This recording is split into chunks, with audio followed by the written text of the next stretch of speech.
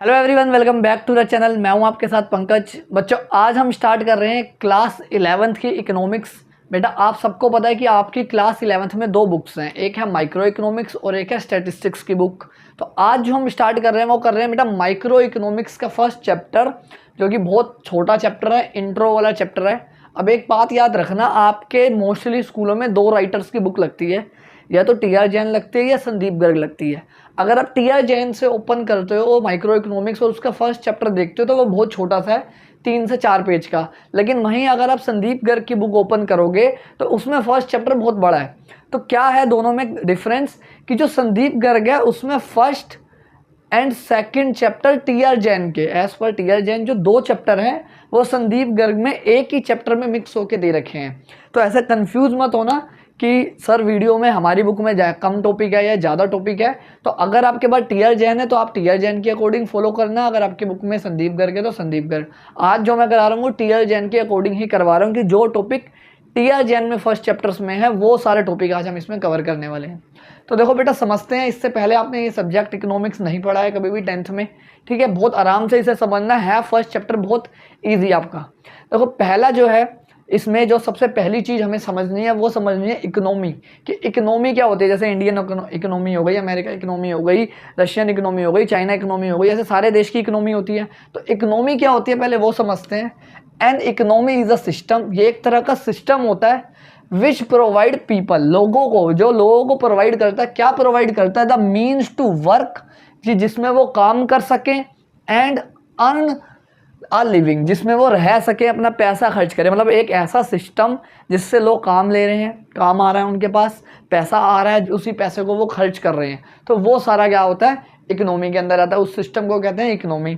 अब कोई भी जो इकोनॉमी है उसमें ये 3 चीज़ें होना जरूरी है, एसेंशियल्स ऑफ एन इकोनॉमी, या इसको प्रोसेस ऑफ इकोनॉमी भी बोलते हैं बेटा। तो 3 चीज़ें हर इकोनॉमी में होती है। एक तो हो रहा होता है बेटा प्रोडक्शन, कोई ना कोई वहाँ पे चीज़ बन रही होगी, रॉ मटेरियल से कोई चीज़ तैयार की जा रही होगी। उसके बाद होता है कंजम्पशन, कि अगर कोई चीज़ बन रही है तो उसको लोग खरीदेंगे, कंज्यूम करेंगे, डेली लाइफ में अपना यूज़ करेंगे, उसे बोलते हैं कंजम्पशन। और लास्ट होता है इन्वेस्टमेंट, और इन्वेस्टमेंट का एक और नाम होता है कैपिटल फॉर्मेशन, कि उस इकोनॉमी में कहीं ना कहीं इन्वेस्टमेंट हो रही होगी, क्योंकि इन्वेस्टमेंट होगी तभी इकोनॉमी ग्रो करेगी, तभी बिजनेस ग्रो करेंगे, जीडीपी ग्रो करेगी देश की। तो ये तीनों चीज़ें जरूर होनी चाहिए एक इकोनॉमी में। अगर इसमें से एक भी सही नहीं है, एक भी कम है, तो आपकी इकोनॉमी सही से नहीं चलेगी। अब बेटा एक वर्ड आया स्कार्सिटी। अब ये क्या होता है? सारा चैप्टर ही जो है फर्स्ट और सेकंड की हम बात करें, बेसिकली मोस्टली सेकंड चैप्टर वो इस वर्ड से रिलेट करता है कहीं ना कहीं। फर्स्ट चैप्टर में तो इसके बारे में ज़्यादा डिटेल में नहीं है, बट सेकंड में बहुत ज़्यादा है। स्कार्सिटी क्या होता है? देखो, scarcity refers to the limitation of supply. ये वर्ड्स आपने याद रखने हैं, supply in relation to the demand of a commodity. पहले ये समझो कॉमोडिटी क्या होता है। इकोनॉमिक्स में किसी भी चीज़ को अगर आपने लिखना है तो कॉमोडिटी के नाम से लिखते हैं। जैसे मार्कर है, इसको हम इकोनॉमिक्स में कॉमोडिटी बोलेंगे। मोबाइल, लैपटॉप्स, कार, क्या वर्ड यूज़ किया जाता है? कॉमोडिटी। जैसे अकाउंट्स में किया जाता है गुड्स, तो यहाँ पे किया जाता है मोस्टली कॉमोडिटी वर्ड। अब वो क्या कह रहा है? स्कार्सिटी कब होती है? जब लिमिटेशन है। किस चीज़ की लिमिटेशन है? डिमांड की इन रिलेशन टू सप्लाई। मतलब सप्लाई ज़्यादा है, डिमांड कम है। मतलब इकोनॉमी में मान लेते हैं ये मार्कर ही है, इस मार्कर के 100 यूनिट्स की डिमांड है, ठीक है? जो सारे लोग डिमांड खरीदना चाहते हैं इस मार्कर को, तो 100 यूनिट की खरीदना चाहते हैं, लेकिन सप्लाई हो रही है 80 यूनिट्स की। तो अब 20 यूनिट्स कम है, तो 20 यूनिट्स कम है तो कहीं ना कहीं प्रॉब्लम आएगी इकोनॉमी में। खरीदने वाले 100 हैं, बेचने वाले 20 ही हैं, पीछे से 20 ही आ रहा है। तो उस सिचुएशन को क्या कहते हैं? स्कार्सिटी। अब हर इकोनॉमी में स्कार्सिटी रहती ही रहती है, जिसकी वजह से क्या होता है? इकोनॉमिक प्रॉब्लम क्रिएट होती है। अब इकोनॉमिक प्रॉब्लम क्या है? इसकी डेफिनेशन देखो। Economic problem is a problem of choice. अब ये वर्ड देखो, मैं मार्क करो, involving satisfaction of unlimited wants out of the limited resources having alternative resources. ये जो मैंने वर्ड मार्क करे हैं ये इंपॉर्टेंट है। इकोनॉमिक प्रॉब्लम क्या है? देखो ध्यान से, इजी लैंग्वेज में समझते हैं। ये एक ऐसी प्रॉब्लम है जिसमें हमें चॉइस करना पड़ रहा है। किस चीज़ के अंदर चॉइस करना पड़ रहा है? जिससे कंज्यूमर है, प्रोड्यूसर हैं, वो सेटिस्फाई हो ऑफ अनलिमिटेड वांट। जो एक ह्यूमन होता है ना बेटा, ह्यूमन की वांट्स अनलिमिटेड होती है। कंज्यूमर है, जो इकोनॉमी है वो अनलिमिटेड वांट्स है उसकी। तो अनलिमिटेड वांट्स को आपने सेटिस्फाई करना है आउट ऑफ, किससे सेटिस्फाई करना है, लिमिटेड रिसोर्स थे हमारी इकोनॉमी में, रिसोर्सेज लिमिटेड है लेकिन उससे हमें अनलिमिटेड वांट्स को सेटिस्फाई करना है, हैविंग ऑल्टरनेटिव यूजेस। क्योंकि जो रिसोर्सेज है ना, ये प्रॉब्लम कब क्रिएट होगी, जब एक किसी रिसोर्स का ऑल्टरनेटिव यूज है, मतलब एक चीज है लेकिन वो बहुत सारी चीजों में यूज होता है। जैसे मिल्क, एक मिल्क जो है वो बहुत सारी चीज़ों में यूज़ होगा। घर में चाय बनाओगे आप, नॉर्मल मिल्क लोगे, मिठाई बनेगी, बाहर शेक वगैरह बनेंगे, कितनी चीज़ें बननी है। ऐसे ही आपका इलेक्ट्रिसिटी भी बहुत जगह यूज़ होगा। अब गवर्नमेंट को डिसाइड करना पड़ेगा ना इलेक्ट्रिसिटी कहाँ पर यूज़ करे। प्रोडक्शन हो रहा है वहाँ पे भी इलेक्ट्रिसिटी जानी है, हमारा घर में कंजम्पशन हो रहा है वहाँ पे भी जानी है, गवर्नमेंट के अपने ऑफिस चल रहे हैं वहाँ पे भी जानी है। तो जब किसी गुड्स का, किसी कमोडिटी के ऑल्टरनेटिव यूज़ होते हैं तब इकोनॉमिक प्रॉब्लम क्रिएट होती है कि उसको कैसे डिस्ट्रीब्यूट करें। अब इकोनॉमिक प्रॉब्लम क्रिएट होती है तो उसके अकॉर्डिंग हमें क्या करनी पड़ती है, चॉइस करनी पड़ती है। It refers to the process of selection from available alternative. अब मेरे पास एक मिल्क है, मिल्क से मैं क्या बनाऊं, इतने सारे ऑल्टरनेटिव है, उसमें से एक को सेलेक्ट करना उसे कहते हैं चॉइस। अब देखो नेक्स्ट पॉइंट क्या है कि ये जो इकोनॉमिक प्रॉब्लम है इसके रीजंस क्या है। अब ये जो रीजंस है मैंने इनको डिफाइन नहीं करा है क्योंकि आप इनको अपने वर्ड्स में बना के लिख सकते हो, आपको ये हेडिंग बिल्कुल एग्जैक्ट याद होनी चाहिए। पहली प्रॉब्लम की रीजन, मतलब पहला रीजन जिसकी वजह से इकोनॉमिक प्रॉब्लम आती है वो है स्कार्सिटी ऑफ रिसोर्सेज की। जो रिसोर्सेज हैं वो हमारे पास क्या है, लिमिटेड है। सप्लाई जो है वो कम है और डिमांड जो है वो है बेटा ज़्यादा। कोई भी चीज़ ले लो आप, पानी हो गया, बिजली हो गई, ये सारी चीज़ों का क्या है, यही कंडीशन है, स्कार्सिटी है। सप्लाई कम है, डिमांड इतनी ज़्यादा हो रखी है। इसके बाद अनलिमिटेड ह्यूमन वांट्स, जो ह्यूमन वांट्स हैं वो अनलिमिटेड है। एक वांट खत्म होती है तो दूसरी स्टार्ट हो जाती है। आप लोग भी सोचो, अभी आप 10th में थे, 10th का आपका रिजल्ट आया, तब आपके पास मान लो नॉर्मल फ़ोन था, कोई फ़ोन था ही नहीं, मान लेते हैं नो फ़ोन, आपके पास फ़ोन नहीं था। अब आप 11th में आए, अब आपको घर वालों ने नॉर्मल फ़ोन दिला दिया, 10 से 12 हज़ार रुपये का फ़ोन दिला दिया, 15,000 का फ़ोन दिला दिया। 12th में फिर आपकी डिमांड बढ़ जाएगी। तो जो ह्यूमन होता है उसकी जो वांट्स हैं वो अनलिमिटेड होते हैं, वो कभी ख़त्म नहीं होती, बढ़ती रहती है, जिसकी वजह से इकोनॉमिक प्रॉब्लम आती है। नेक्स्ट है ऑल्टरनेटिव यूजेस। अब एक कमोडिटी के बहुत सारे ऑल्टरनेटिव यूज़ हैं, तो डिसाइड करना कि कहाँ पे मैं इस रिसोर्सेज को यूज़ करूँ ताकि उसका ऑप्टिमल यूटिलाइजेशन हो, वेस्ट ना हो, वो भी एक बहुत बड़ी प्रॉब्लम होती है। हर इकोनॉमी में ये मोस्टली चलती ही है प्रॉब्लम। ये हो गया बेटा बेसिक टॉपिक। इसमें से सबसे इंपॉर्टेंट मार्क करना हो तो मुझे ये होगा और एक ये होगा, ठीक है। ये दो टॉपिक जो है चाहे कहीं भी किसी भी स्कूल का पेपर हो, यह मोस्टली पूछता है, स्कार्सिटी 1 मार्क्स में पूछ लेता है और ये सारे पॉइंट जो हैं वो MCQ में पूछ लेता है। अब करेंगे, अब इस चैप्टर के स्टार्ट होंगे बड़े बड़े टॉपिक्स की। पहले तो हम ये सीखेंगे कि इकोनॉमिक्स क्या होता है। अभी तक हमने इकोनॉमिक्स नहीं सीखा, हमने इकोनॉमी सीखा था, पढ़ना हमें इकोनॉमिक्स है। तो इकोनॉमिक्स क्या होता है, उससे रिलेटेड क्या होता है, कितने टाइप की इकोनॉमिक्स होती है, वो सब हम आप सीखते हैं फटाफट। तो अब देखो बेटा क्या होती है इकोनॉमिक्स, किसा क्या हमारा इकोनॉमिक्स है, क्या हमने पढ़ना है इस पूरे 11th में अपने सब्जेक्ट में। देखो economics is a social science, ये भी एक तरह की साइंस है, लेकिन किस तरह की साइंस है, सोशल साइंस। आपने अपने 10th में सोशल साइंस अपना एज अ सब्जेक्ट भी पढ़ा होगा। बहुत सारे टॉपिक्स जो आपने अपने 10th में पढ़े होंगे वो यहाँ पे आने वाले हैं 11th और 12th की इकोनॉमिक्स में। विच स्टडीज़, वो क्या पढ़ते हैं जिसमें हम सोशल स्टडीज, ऐसी सोशल साइंस है जिसमें हम क्या पढ़ेंगे, the way a society, society मतलब यहाँ एक तरह से आप मान लो पूरी इकोनॉमी की बात कर रहा है। चूज टू यूज़ क्या, किसको चूज़ करना है, इट्स लिमिटेड रिसोर्सेज। अभी हमने पढ़ा कि हमारी इकोनॉमी में जो रिसोर्सेज है वो लिमिटेड है, तो उस रिसोर्सेज में से चूज़ करना। विच हैव ऑल्टरनेटिव यूजेस, ये भी हमने पढ़ा कि हमारे ऐसे रिसोर्सेज में से चूज़ करना जिनके ऑल्टरनेटिव यूज़ है। अगर कोई ऐसा रिसोर्स है जिसका एक ही यूज़ है तो उसमें प्रॉब्लम नहीं आने वाली, वो तो एक ही के लिए यूज़ में आने वाला है। लेकिन जिनके ऑल्टरनेटिव यूज़ हैं उनमें दिक्कत आती है। To produce goods and services and distribute them among the different groups of people.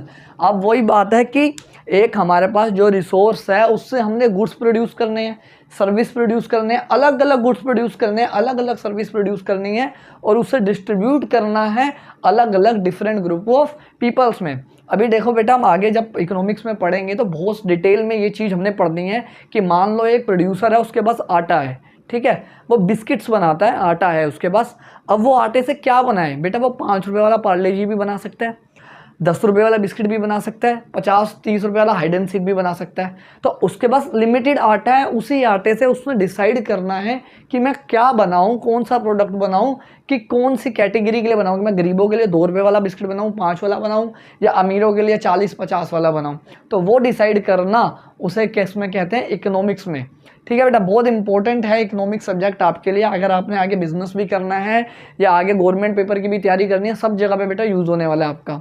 अब देखो 2 तरह की इकोनॉमिक्स है, ठीक है, 2 तरह की इकोनॉमिक्स है बेटा, एक है माइक्रो, एक है मैक्रो। माइक्रो इकोनॉमिक्स तो आपकी बुक का ही नाम है, और मैक्रो इकोनॉमिक्स आप पढ़ोगे बेटा 12th में। तो 2 फील्ड है, एक माइक्रो और मैक्रो, दोनों में बिल्कुल भी डिफरेंस नहीं है। सिर्फ क्या डिफरेंस है, यहाँ पे आई है, यहाँ पे ए है, देखो एम यहाँ पे भी है, सी आर ओ सेम है।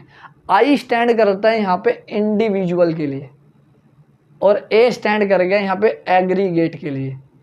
एग्रीगेट का मतलब होता है बड़ा, टोटल होल मिला के। 12th में आपका चैप्टर आएंगे, जो भी जितने भी इकोनॉमिक्स के चैप्टर होंगे वो एग्रीगेट बेस होंगे, अभी समझेंगे कैसे। तो देखते हैं माइक्रो मैक्रो का क्या डिफरेंस है, क्योंकि पेपर में पक्का ये आता है, कुछ स्कूलों में 4 मार्क्स में, कुछ में 6 मार्क्स में। ये तो मोस्ट इंपॉर्टेंट टॉपिक है आपका। अब देखो क्या है, पहले मीनिंग की बात करते हैं। Micro economics is that part of economic theory, economy की ऐसी थ्योरी है which study the behaviour of an individual, ध्यान से इस वर्ड को याद रखना, behaviour of an individual units of an economy. एक इकोनॉमी की बात हो रही है, और एक इकोनॉमी में एक इंडिविजुअल क्या करेगा, उसके बिहेवियर को जो हम चेक करते हैं, तो वो किसके अंदर आता है, माइक्रो इकोनॉमिक्स में। वहीं अगर मैं मैक्रो इकोनॉमिक्स की बात करूं, macroeconomics is the that part of economic theory, ये भी इकोनॉमी की थ्योरी है, which studies the behaviour of aggregate. Aggregate का मतलब मैंने भी आपको क्या बताया, total of the economy as a whole. ये मतलब पूरी इकोनॉमी को देख के चलते हैं। सिंपल एग्जांपल में समझो, आपको एक मोबाइल खरीदना है, आपका बजट है मैक्सिमम 20,000, ठीक है। एक इंडिविजुअल को मोबाइल खरीदना है, उसका बजट कितना है, 20,000। उसके दोस्त ने आके बोला उसे कि भाई क्या 20,000 का मोबाइल ले रहा है, हर इंसान आईफोन ले रहा है, तो तू भी आईफोन ले ले। तो उसने कहा नहीं भाई, मैं अपने इंडिविजुअल में देखूंगा कि मेरा बजट कितना है, मैं उसके अकॉर्डिंग खरीदूंगा। तो वो हो गया इंडिविजुअल, मतलब माइक्रो इकोनॉमिक्स जब एक इंडिविजुअल की बात किए जा रहे हैं। जब पूरे इंडिया की बात की जा रही है, जैसे पूरे इंडिया में क्या आईफोन बिक रहे हैं, वो किस में आएगा, मैक्रो इकोनॉमिक्स। या ऐसे भी समझ सकते हो कि आपकी क्लास में मान लेते हैं 30 बच्चे हैं, 30 स्टूडेंट्स हैं, अगर मैं सिर्फ एक सिंगल स्टूडेंट की बात करूंगा तो वो किस में आएगा, माइक्रो में। और अगर मैं पूरी क्लास की बात करूंगा, 30 के 30 स्टूडेंट की बात करूंगा, तो वो किस में आएगा बेटा, मैक्रो इकोनॉमिक्स में। मैक्रो इकोनॉमिक्स मतलब बड़ा। जब आप 12th में जाओगे, अभी देखना आप 11th में जितने भी टॉपिक पढ़ोगे, वहाँ पे जो टॉपिक्स होंगे वो एक इंडिविजुअल कंज्यूमर की बात करेंगे, इंडिविजुअल प्रोड्यूसर की बात करेंगे। लेकिन जब आप मैक्रो में जाओगे तो ऐसे चैप्टर्स आएंगे जिसमें पूरे इंडिया की बात होगी। जैसे एक चैप्टर आएगा गवर्नमेंट बजट। अब गवर्नमेंट जो बड़ा बजट बनाती है वो पूरे इंडिया का बनाती है, ऐसे नहीं दिल्ली का अलग, अपना पंजाब का अलग, हरियाणा का अलग, नहीं, पूरे इंडिया का बजट बनता है। तो वो डिसीजन इसमें लिए जाते हैं। आगे देखो, इसके बाद है टूल्स। टूल्स मतलब टेक्निक्स या मेथड। मतलब मेरे को अगर एक इंडिविजुअल के बारे में देखना है, इंडिविजुअल के बारे में बिहेवियर को चेक करना है, तो मैं किन चीज़ों के यूज़ करूँगा। तो यहाँ पे जो चीज़ यूज होती है बेटा, डिमांड एंड सप्लाई, और ये दोनों ही आपके माइक्रो इकोनॉमिक्स के मेन चैप्टर हैं। मैक्रो में क्या वर्ड यूज होता है, टूल्स यूज होते हैं, aggregate demand and aggregate supply. ये मैक्रो के इंपॉर्टेंट चैप्टर्स हैं। बस यहाँ पे वर्ड क्या लग गया, एग्रीगेट। मतलब यहाँ एक इंडिविजुअल की डिमांड की बात की जाएगी और यहाँ पे पूरी इकोनॉमी की डिमांड की बात की जाएगी। तो दोनों में ये डिफरेंस है। अब आते हैं ऑब्जेक्टिव, कि माइक्रो इकोनॉमिक का क्या ऑब्जेक्टिव है।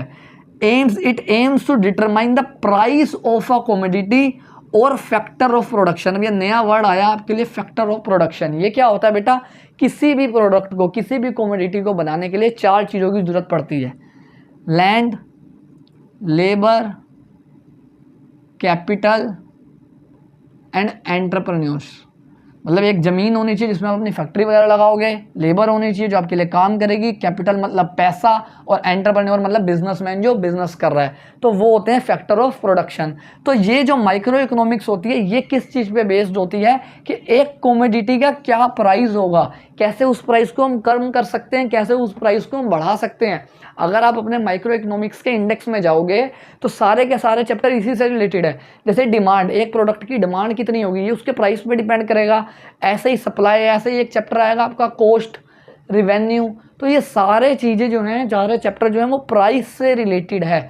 तो जो माइक्रो इकोनॉमिक्स होते हैं उसका एम ही यही होता है कि एक कमोडिटी का प्राइस क्या होगा, कैसे उसे चेंज किया जा सकता है। वहीं मैक्रो की बात करूं तो मैक्रो इकोनॉमिक्स किस पे एम करती है कि उसका इनकम कितनी है और एम्प्लॉयमेंट कितनी है पूरी इकोनॉमी में। 12th में जो आप चैप्टर पढ़ोगे उसमें प्राइस की बात नहीं हो रही होगी, ना ही आपके डिमांड सप्लाई की ज़्यादा बात हो रही होगी, बात हो रही होगी इनकम की। जो मोस्टली चैप्टर होंगे वो इनकम से रिलेटेड होंगे या फिर किससे रिलेटेड होंगे, एम्प्लॉयमेंट में, क्योंकि इनकम एम्प्लॉयमेंट एक पूरे देश का मुद्दा होता है, पूरे देश की प्रॉब्लम होती है। ठीक है बेटा। अब आओ अजम्पशन में। अजम्पशन मतलब क्या हम अज्यूम करके चल रहे हैं। अगर मैं माइक्रो इकोनॉमिक्स पढ़ रहा हूँ, जो मैंने अभी यहाँ एग्जांपल दिया मोबाइल वाला कि मेरे को 20,000 का मोबाइल खरीदना है, मेरा बजट 20,000 है, मुझे मतलब नहीं है दुनिया में कि कौन आईफोन ले रहा है कौन नहीं ले रहा। मतलब जब मैं माइक्रो इकोनॉमिक्स की बात कर रहा हूँ, एज ए इंडिविजुअल की बात कर रहा हूँ, तो मेरे को मैक्रो से कोई भी मतलब नहीं है। तो अजम्पशन भी ये है कि it assume all the macro variables. Variables मतलब वो चीज़ें जो मैक्रो इकोनॉमिक्स को इफेक्ट करती है, टू बी कॉन्स्टेंट। वो क्या है, कॉन्स्टेंट है, उसमें कोई चेंज नहीं आ रहा है। It means national income, consumption, saving are constant. ये सब मैक्रो इकोनॉमिक्स के टॉपिक्स हैं कि ना देश की नेशनल इनकम चेंज हो रही है, ना कंजम्पशन चेंज हो रहा है, ना सेविंग चेंज हो रही है। सिर्फ मैं अपने इंडिविजुअल का देखूंगा और किसी का नहीं देखूंगा। वहीं अगर मैक्रो की बात करें तो जब मैं मैक्रो इकोनॉमिक्स को पढ़ रहा हूँ तो मैं ये अज्यूम करके चल रहा हूँ कि माइक्रो इकोनॉमिक्स वेरिएबल है। मतलब कि अगर गवर्नमेंट को कोई डिसीजन लेना, जैसे अभी गवर्नमेंट का बजट आया है, कुछ साल बजट बनाती है, तो गवर्नमेंट ये नहीं देखेगी कि भैया पंकज को 20,000 का मोबाइल लेना भारी पड़ रहा है, महंगा पड़ रहा है, सस्ता कर देते हैं। नहीं, वो पूरे देश का देखेंगे कि पूरे देश की क्या डिमांड है, पूरे देश में क्या इनकम चल रही है लोगों की, उसके अकॉर्डिंग डिसीजन लेंगे। वो एक पर्टिकुलर बंदे के बारे में नहीं सोचेंगे। अब लास्ट पॉइंट कि माइक्रो इकोनॉमिक्स का एक और नाम क्या होता है, प्राइस थ्योरी। एज मैंने अभी आपको बताया कि इसमें सारे जो टॉपिक्स होते हैं वो प्राइस से रिलेटेड होते हैं, तो प्राइस थ्योरी होता है। और जब मैक्रो है उसमें इनकम एंड एम्प्लॉयमेंट थ्योरी, क्योंकि इसमें जो सारे टॉपिक्स होते हैं वो इनकम और एम्प्लॉयमेंट से रिलेटेड होते हैं। ये हो गया बेटा इसका डिफरेंस, बहुत वेरी वेरी इंपॉर्टेंट।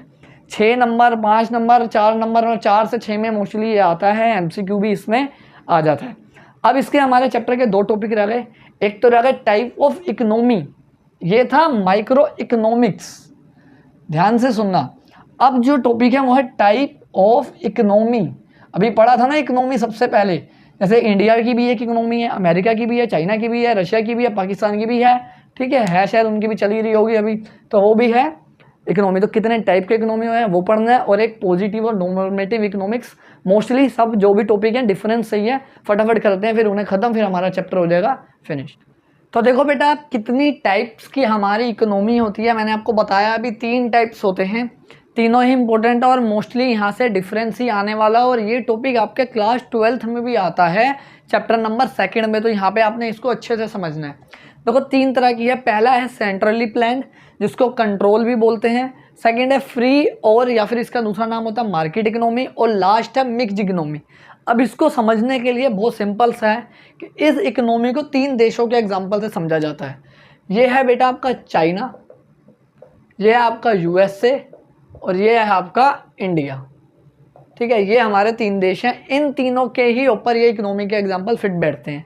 तो पहली है सेंट्रली प्लान्ड। इसमें क्या होता है, जितने भी डिसीजन होते हैं इकोनॉमिक एक्टिविटी से रिलेटेड, वो कौन लेता है, गवर्नमेंट। जैसे चाइना में क्या होता है कि आपको अगर कोई फैक्ट्री वगैरह लगानी है तो आपको गवर्नमेंट से परमिशन लेनी पड़ेगी। अगर गवर्नमेंट अप्रूवल देगी कि उस चीज़ की फैक्ट्री लगाओ, आप तभी लगा सकते हो, वरना नहीं लगाओगे। गवर्नमेंट हो सकता है आपको बोले इस चीज़ का काम ना, मतलब इस चीज़ की फैक्ट्री मत लगाओ, आप दूसरी चीज़ की फैक्ट्री लगा लो। तो इसमें सारी एक्टिविटी या तो गवर्नमेंट देखती है या फिर centre authority. Centre authorities government की ही होती है, तो मान लो आप गवर्नमेंट ही देखती है। सारी जितने भी इकोनॉमिक एक्टिविटीज़ होंगी वो कौन कंट्रोल करेगा, गवर्नमेंट। वहीं अगर हम अमेरिका की बात करें तो यहाँ पे गवर्नमेंट का रोल कम हो जाता है। यहाँ पे कौन डिसाइड करता है बेटा, मार्केट फोर्सेस। कि इकोनॉमिक एक्टिविटी जो भी अमेरिका में होगी वो किस पे डिपेंड करेगी, मार्केट फोर्सेस। अब मार्केट फोर्सेस क्या होती है, डिमांड एंड सप्लाई। मतलब अगर वहाँ किसी पर्सन को कोई काम खोलना है तो वो गवर्नमेंट से नहीं पूछेगा, वो ये देखेगा कि किस चीज़ की डिमांड ज़्यादा है। डिमांड ज़्यादा है तो ज़्यादा प्रॉफिट होगा, ज़्यादा पैसे में वो बिकेगी। तो इसमें क्या होता है, मार्केट फोर्सेस डिसाइड करती है, गवर्नमेंट नहीं होती। वहीं अगर इंडिया की बात करें, यहाँ पे भी free play of market forces होता है। मतलब वैसे तो डिसाइड कौन करता है कि डिमांड सप्लाई ही, डिमांड ज़्यादा है तो उस चीज़ का फैक्ट्री ज़्यादा लगेगी, लेकिन उसे रेगुलेट कौन करता है? गवर्नमेंट। गवर्नमेंट का काफ़ी हद तक कंट्रोल होता है, रेगुलेशन होता है कि ये चीज़ लगानी है, आपने फैक्ट्री लगानी है तो ये लाइसेंस लो, सारी फॉर्मेलिटीज़ पूरी करो, लीगल रेगुलेशन पूरी करो, तो वो यहाँ पे होता है। मतलब यहाँ पे आप कह सकते हो गवर्नमेंट और मार्केट फोर्स एक तरह से दोनों मिक्स काम करते हैं, लेकिन सेंट्रल वाली में चाइना में गवर्नमेंट और अमेरिका में मार्केट फोर्स। अब इसमें क्या है नेक्स्ट पॉइंट, इसमें जो डिसीजन, अब डिसीजन कौन से decision? Economic decision. Economic decision are driven by the motive of social welfare. यहाँ पे ऐसी टाइप की इकोनॉमी में जो भी डिसीजन लिया जाता है वो सोशल वेलफेयर को ध्यान में रख के लिया जाता है। सोशल वेलफेयर का यहाँ मतलब है कि ऐसा डिसीजन लिया जाएगा जिससे ज़्यादा से ज़्यादा एम्प्लॉयमेंट जनरेट हो, पॉवर्टी हटे, देश से लोगों की इनकम बढ़े। और वहीं अगर अमेरिका की बात करें तो यहाँ पे ये नहीं देखा जाता सोशल वेलफेयर हो रहा है या नहीं, यहाँ पे क्या देखा जाता है? प्रॉफिट होना चाहिए इकोनॉमी में। अगर प्रॉफिट हो रहा है वो चीज़ बेचने से तो बेचो। इसलिए अमेरिका में आप देखोगे, नेट पे आप सर्च करना, वहाँ पे गन्स भी लीगली बिकती है, वहाँ पे गन्स की शॉप होती है, आप जाओ गन खरीदो, एक फॉर्म वगैरह जो भी मतलब उनकी फॉर्मेलिटीज़ है वो पूरी करो तो आप गन भी लेके आ सकते हो। बस आपको फॉर्मेलिटी पूरी करनी है, क्योंकि अगर उनको लग रहा है गन बेचने में प्रॉफिट हो रहा है तो वहाँ पे वो गन भी बेचेंगे। इंडिया की बात करें, यहाँ पे दोनों होता है, प्रॉफिट मैक्सिमाइजेशन भी देखा जाता है और सोशल वेलफेयर भी देखा जाता है। इसलिए जो गवर्नमेंट होती है वो गवर्नमेंट बस चलाती है, पार्क बनवाती है, क्योंकि उसमें सोशल वेलफेयर हो रहा है, और प्रॉफिट मैक्सिमाइजेशन के लिए जो प्राइवेट सेक्टर्स हैं वो है हमारे लिए इंडिया में। अब आते हैं इसके सेंट्रली प्लान के नेक्स्ट पॉइंट में, कंज्यूमर इज नॉट सर्विलियन। इसका क्या मतलब होता है? ध्यान से समझना कि इसका मतलब है पावर। कंज्यूमर के पास यहाँ पे कोई पावर नहीं है। क्यों? कंज्यूमर जो मर्जी डिमांड करता रहे, लेकिन जो गवर्नमेंट बेचना चाहती है इकोनॉमी में, गवर्नमेंट वही बेचेगी। बेटा चाइना में व्हाट्सअप नहीं चलता, यूट्यूब नहीं चलता जिस पे आप ये वीडियो देख रहे हो, अमेज़ोन नहीं चलता जिससे आप सामान मंगाते हो, क्योंकि चाइना की गवर्नमेंट कहती है हमें नहीं करना, हमें किसी और देश की पे डिपेंड नहीं रहना। तो वहाँ पे कंज्यूमर अब जितना मर्जी व्हाट्सअप की डिमांड करे नहीं चलेगा। व्हाट्सअप की जगह वीचैट चलेगा, अमेज़ोन की जगह अलीबाबा चलेगा, ऐसे उनके सारे ऐप है। तो जो गवर्नमेंट आपको वहाँ पे दे रही है, बेच रही है, आपको वही यूज़ करना पड़ेगा। अमेरिका में कंज्यूमर के पास सबसे ज़्यादा पावर होती है, क्योंकि यहाँ पे कंज्यूमर जिस चीज़ की डिमांड करेगा, जो प्रोड्यूसर है वो वही बनाएगा, क्योंकि उसे पता है अगर मैं वो नहीं बनाऊंगा तो मेरा प्रॉफिट कम हो जाएगा और मेरा जो कंज्यूमर है वो दूसरे मेरे कॉम्पिटिटर के पास चला जाएगा। नेक्स्ट, इंडिया में, अब इंडिया में कंज्यूमर के पास पावर तो होती है, लेकिन एक हद तक होती है। कंज्यूमर जो है वो सारी इकोनॉमी में जितने भी कॉमोडिटी है सबको इफेक्ट नहीं कर सकता। मैं एक चीज़ ये बोल दूं कि हाँ भाई ये जो मार्कर है मेरे को दूसरी कंपनी का चाहिए, बेटर चाहिए, हो सकता है, लेकिन कुछ जो हमारी एसेंशियल चीज़ें हैं लाइफ की, उसको कौन गवर्न करता है? गवर्नमेंट। गवर्नमेंट इंश्योर करती है कि डिमांड और सप्लाई के चक्कर में जो एक इंसान की एसेंशियल चीज़ें जैसे नमक, तेल, आटा, पानी, दवाइयाँ, इनके लिए कंट्रोल किसके हाथ में होता है? गवर्नमेंट के हाथ होता है। कस्टमर जो मर्जी बोलता रहे, गवर्नमेंट वो चीज़ सस्ते रेट पे भी प्रोवाइड करवाएगी और महंगे में भी। इसलिए आपने देखा होगा इंडिया में जगह जगह मोदी जी ने मेडिसिन की शॉप्स खोल हैं जहाँ सस्ते में दवाइयाँ मिल जाती है, या राशन मिलता है आप लोगों को सस्ते में फ्री में, तो वो इसलिए किया जाता है। नेक्स्ट पॉइंट में आते हैं, इसमें जो रिसोर्सेज हैं वो पूरी तरह किसके कंट्रोल में होते हैं? गवर्नमेंट में। सारे रिसोर्सेज गवर्नमेंट ही डिसाइड करेगी कौन सा रिसोर्स कहाँ पे यूज़ होना है। Government decide at what price, किस प्राइस पे कौन सा सामान बिकेगा, ये भी कौन डिसाइड करती है? गवर्नमेंट ही।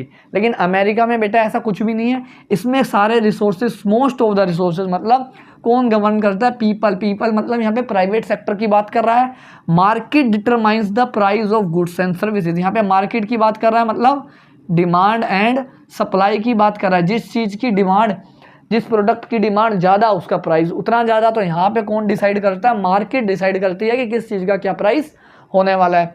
और यहाँ पे क्या है? Control by government and people. इसमें भी दोनों होते हैं। देखो यहाँ पे प्राइवेट स्कूल भी है, गवर्नमेंट स्कूल भी है, प्राइवेट ट्रांसपोर्ट भी है, गवर्नमेंट ट्रांसपोर्ट भी है, प्राइवेट हॉस्पिटल भी है, गवर्नमेंट भी है, तो इसमें दोनों ही होता है। लेकिन जो एसेंशियल चीज़ें हैं, फिर से आ गया, जो ऐसी चीज़ें हैं जो लाइफ के लिए ज़रूरी है वो गवर्नमेंट अपने अंडर रखती है, और जो बाकी चीज़ें हैं वो किसके अंदर आते हैं? प्राइवेट वाले के अंदर आते हैं। लास्ट पॉइंट बेटा, इसमें प्राइवेट सेक्टर डोमिनेट करता है, सॉरी पब्लिक सेक्टर डोमिनेट करता है। मतलब इसमें गवर्नमेंट के जो सेक्टर होते हैं सब कुछ उनके अंडर होता है, वही संभालते हैं यहाँ पे। यूएसए में कौन करता है? Private sector. इसमें प्राइवेट सेक्टर, प्राइवेट स्कूल होते हैं, प्राइवेट ट्रांसपोर्ट चल रहा है, सब कुछ प्राइवेट एयरलाइंस है, सब कुछ प्राइवेट के अंदर। और इंडिया में बोथ होता है, जैसे मैंने अभी आपको बताया कि प्राइवेट स्कूल भी है, गवर्नमेंट भी है, प्राइवेट ट्रांसपोर्ट भी है, गवर्नमेंट भी है। तो यहाँ पे दोनों होता है, मिक्स चल के होता है। अब हमारा बेटा ये टॉपिक भी हो गया, ये भी उसी कैटेगरी में आएगा 4 to 6 वाली। ऐसे ये 6 में ज़्यादा आता है क्योंकि इसमें 3 होते हैं, तीनों में कंपैरिजन करना होता है। अब लास्ट बच गया पॉजिटिव और नॉर्मेटिव, उसे करते हैं, वो सबसे छोटा सा टॉपिक है, फिर हो जाएगा चैप्टर। अब देखो बेटा हमारा ये लास्ट टॉपिक है आज का, फिर हमारा चैप्टर हो जाएगा पूरी तरह से कंप्लीट फिनिश। अब ये है टाइप्स ऑफ इकोनॉमिक्स में 2 तरह की, एक होती है बेटा पॉजिटिव और एक होती है नॉर्मेटिव। अब ये बहुत छोटा सा टॉपिक है, बट ध्यान से समझना, थोड़ा सा कंफ्यूजिंग हो जाता है बच्चों को। ये क्या है? एक है पॉजिटिव, एक नॉर्मेटिव। जब बेटा मैं ये बात कर रहा हूँ, ये बता रहा हूँ कि एक इकोनॉमिक प्रॉब्लम कैसे सॉल्व की जाएगी, क्या लिखा हुआ है? इट डील्स व्हाट इज, क्या इकोनॉमिक प्रॉब्लम है और how the economics problem of actually solve. जब मैं एक्चुअली में बता रहा हूँ कि फैक्ट के अकॉर्डिंग बात कर रहा हूँ, जो एक्चुअली में हो चुका है, वो किसके अंदर आता है? पॉजिटिव में। और वहीं पे नॉर्मेटिव में क्या होता है? It deals with what ought to be और how the economic problem should be solve. कि यहाँ पे मैं किसी को सजेशन दे रहा हूँ कि कैसे एक इकोनॉमिक प्रॉब्लम को सोल्व किया जा सकता है या क्या क्या प्रॉब्लम आ सकती है। आपने एक वर्ड सुना होगा नरेटिव, इसका मतलब होता है राय देना। अलग अलग लोगों के अलग अलग नरेटिव होते हैं, राय होती है, वहीं से ये वर्ड है नॉर्मेटिव। इसमें क्या है? अलग अलग लोगों का, हर इंसान का अलग सजेशन होता है। जैसे कोई आपको बोले कि भैया 90+ क्लासेस से पढ़ लो तो आपके फुल मार्क्स आएंगे, कोई आपको बोलेगा कोई भी XYZ दूसरे चैनल से पढ़ लो, कोई आपको बोलेगा मैथ्स पढ़ लो शर्मा क्लासेस के नाम से एक चैनल है वहाँ से, तो हो सकता है आपके फुल मार्क्स आ जाए, आप टॉप कर जाओ। अब यहाँ पे भाई आपको सजेशन दिया जा रहा है, अभी वो एक्चुअली में होगा नहीं होगा वो हम वेरीफाई नहीं कर सकते, ठीक है। इसमें जो भी चीज़ें होंगी वो या तो वो हो चुकी है या वो हमें पता है कैसे सॉल्व होगी, उसका तरीका हमें पता है, वो सजेशन नहीं है, इसको हम वेरीफाई कर सकते हैं। सेकंड पॉइंट हमारा यही है, it can be verify with the actual data. अगर आपको कोई ये बोल रहा है कि इंडिया की पॉपुलेशन बढ़ रही है तो वो आप वेरीफाई कर सकते हो, क्योंकि आपके पास डेटा होगा कि 2020 में इतनी थी, 21 में इतनी हुई, 22 में इतनी हुई, कि कॉन्टिन्यूस 10-20% से बढ़ रही है, तो 2030 तक कितनी हो जाएगी। यहाँ पे आप सजेशन कर रहे हो, सिर्फ आपको वेरीफाई आप कर ही नहीं सकते। कोई आपको सिर्फ राय दे रहा है कि गवर्नमेंट ऐसे करेगी तो पॉपुलेशन कम हो जाए या और बढ़ जाए, अब हो ना हो हमें नहीं पता, वो सिर्फ एक सजेशन है। इसका पर्पस क्या होता है? It aims to make a real description of an economic activity. यहाँ पे रियल में डिस्क्रिप्शन दिया जा रहा है। अगर कोई बोल रहा है कि पॉपुलेशन बढ़ेगी तो वो वैलिड आपको फैक्ट्स दे रहा है, डेटा दे रहा है, जिससे आप वेरीफाई कर पा रहे हो, रियलिटी में मैच कर पा रहे हो कि हाँ देखो ऐसा हो रहा है। दूसरी साइड नॉर्मेटिव में क्या हो रहा है? It AIIMS determine the idea. यहाँ पे सिर्फ आपसे आइडिया पूछा जा रहा है कि भाई पॉपुलेशन बढ़ रही है तो पॉपुलेशन को कम करने के लिए क्या किया जाए, डिक्रीज करने के लिए। तो वहाँ पे सिर्फ एक आइडिया दिए जा रहे हैं, वो एक्चुअल में होगा नहीं होगा वो हमें नहीं पता। Suggestive, it is based upon fact and does not suggestive. Suggestive मतलब एक तरह से सजेशन, ये फैक्ट पे डिपेंड है, ये कोई सजेशन नहीं है। ये जो बात आपको बताई जा रही है वो फैक्ट है, वो रियल में हो चुकी है या फिर हो रही है अभी। दूसरी साइड ये बेस्ड जो है इंडिविजुअल के ओपिनियन में, और ओपिनियन हर बंदे का अलग होता है, and therefore suggestive in nature. सबका सजेशन वो अलग अलग हो सकता है। एक पर्सन आपको कोई और सजेशन दे सकता है, दूसरा पर्सन आपको दूसरा सजेशन दे सकता है। ये हो गया बेटा आपका लास्ट टॉपिक, बहुत इजी सा टॉपिक है, 4 नंबर का है, आराम से समझ के याद कर सकते हो इसे। अब हो गया हमारा पूरा चैप्टर ये वाला फिनिश। अब हम स्टार्ट करेंगे बेटा इसके बाद माइक्रो इकोनॉमिक्स का आपका डिमांड चैप्टर, क्योंकि डिमांड चैप्टर बहुत इंपॉर्टेंट भी है, बड़ा भी है, लेकिन ईजी है। इंपॉर्टेंट के साथ याद रखना, ईजी चैप्टर है, जल्दी समझ आ जाता है ये बच्चों को। इसको हम करेंगे माइक्रो इकोनॉमिक्स का ही, ठीक है। फिर मिलते हैं बच्चों नेक्स्ट वीडियो में। Thank you.